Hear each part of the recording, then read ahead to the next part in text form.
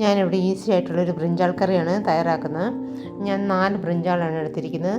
അത് നടുവേ കീറി നന്നായിട്ട് വാഷ് ചെയ്തെടുത്തതാണ്. പിന്നെ നമുക്കതിനുള്ള മസാല റെഡിയാക്കാൻ വേണ്ടി തേങ്ങയും മല്ലി, പച്ചമുളക്, ഇഞ്ചി, വെളുത്തുള്ളി, ചെറിയുള്ളി, കറുവപ്പട്ട, ഗ്രാമ്പു ഇത്ര സാധനമാണ് എടുത്തിരിക്കുന്നത്.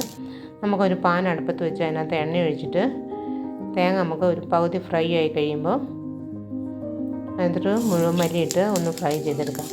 ഇതെല്ലാം നന്നായിട്ട് ഫ്രൈ ആയി കഴിയുമ്പോൾ നമുക്ക് ചെറിയുള്ളി, ഇഞ്ചി, പച്ചമുളക്, വെളുത്തുള്ളി, കറുവപ്പട്ട, ഗ്രാമ്പു, ഏലക്ക എന്നിട്ട് നന്നായിട്ട് വഴറ്റാം.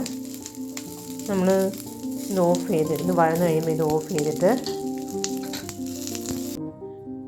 മിക്സിയുടെ ജാറിനകത്തിട്ട് നന്നായി തണുത്ത് കഴിയുമ്പോൾ കുറച്ച് മഞ്ഞൾപ്പൊടിയും കൂടി ചേർത്ത് നന്നായിട്ട് അരച്ചെടുക്കാം.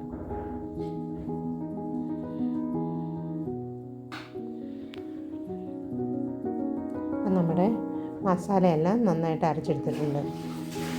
നമുക്കൊരു പാൻ അടുപ്പത്ത് വെച്ച് അതിനകത്ത് ഓയിലൊഴിച്ച് നമുക്ക് ബ്രിഞ്ചാളിട്ട് നന്നായിട്ടൊന്ന് ഫ്രൈ ചെയ്യാം. നന്നായി ഫ്രൈ ആയി കഴിയുമ്പോൾ നമുക്കതിനകത്ത് മസാല ചേർക്കാം. മസാല ചേർത്ത് നന്നായിട്ട് ഇളക്കി യോജിപ്പിച്ചതിന് ശേഷം അതിനകത്ത് മല്ലിച്ചപ്പും കറിവേപ്പിലയും നമുക്ക് ആവശ്യത്തിന് ഉപ്പും ചേർത്തിട്ട് നമുക്കൊരു കുറച്ച് സമയം അടച്ച് വെച്ച് കുറച്ച് സമയം വേവിക്കാം.